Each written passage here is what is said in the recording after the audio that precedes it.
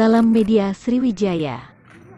Sebanyak 1.748 pegawai pemerintah dengan perjanjian kerja P3K, Jabatan Fungsional Guru Tahap 2 tahun 2022 di lingkungan Provinsi Sumatera Selatan, mengikuti pelantikan di Gedung The Sultan Convention Center Jalan M. Sultan Mansur Kelurahan Bukit Lama Palembang. Selasa tanggal 26 Juli tahun 2022. Pelantikan dilakukan oleh Gubernur Sumsel Herman Deru didampingi Kepala BKD Provinsi Sumsel Nora Elisa, Dinas Pendidikan Provinsi Sumsel Reza Pahlevi beserta jajaran di lingkungan Pemprov Sumsel.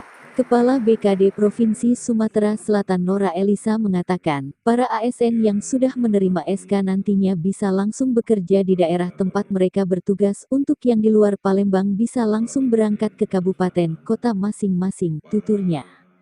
Dalam sambutannya Gubernur Sumsel Herman Deru mengucapkan selamat bagi yang sudah dilantik, kami harapkan bekerjalah dan mengabdilah menjadi guru yang berintegritas tinggi, di daerah masing-masing.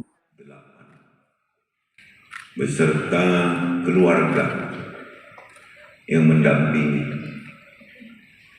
bisa jadi orang tua, bisa jadi suami, bisa jadi istri, bisa kakak, adik, paman, bahkan tetangga yang ikut bangga